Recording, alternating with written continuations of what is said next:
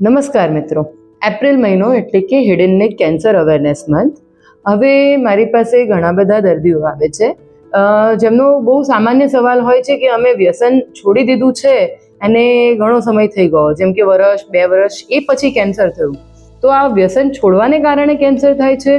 તો મિત્રો, એમાં આપણે સમજવું પડે કે આપણે જ્યારે વ્યસન કરતા હોઈએ છીએ તમાકુ અને એની પ્રોડક્ટ્સનું, ત્યારે એમાંથી જે પદાર્થો બનતા હોય છે, જે સિક્રેટ થતા હોય છે, જે આપણા દરેક કોષના ડીએનએ લેવલ પર જઈને ડેમેજ કરતા હોય છે.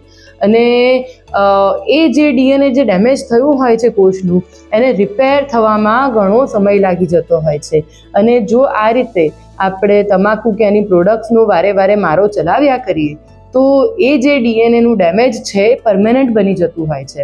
એટલે ઘણી વખત બને કે જ્યાં સુધી વ્યસન કરતા હોય ત્યાં સુધી તમને કેન્સરના લક્ષણો દેખાય નહીં, પરંતુ જેવું તમે વ્યસન બંધ કરો કે એને થોડો સમય થઈ જાય ત્યારે આ જે ડીએનએના જે ડેમેજ થયા હોય એ ધીમે ધીમે અક્યુમ્યુલેટ થતા હોય, એનો ભરાવો થતો હોય અને એ સમય જતાં આગળ જતાં કેન્સરમાં પરિવર્તિત થતા હોય છે.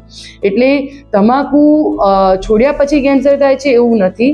તમાકુની સાથે કે તમાકુની ખૂબ ઓછી માત્રા જો લીધી હોય તો પણ અમુક વખત કેન્સર થવાનું જોખમ રહેલું હોય છે.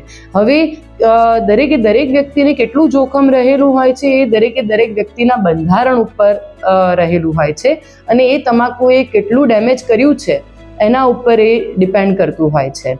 એટલે આ વસ્તુ સમજવી ખાસ જરૂરી છે અને જેમ બને એમ ઝડપથી વ્યસન મુક્ત થવું ખૂબ જ આવશ્યક છે, જેથી આપણે આપણું અત્યારનું અને આપણું ભવિષ્ય પણ સિક્યોર કરી શકીએ.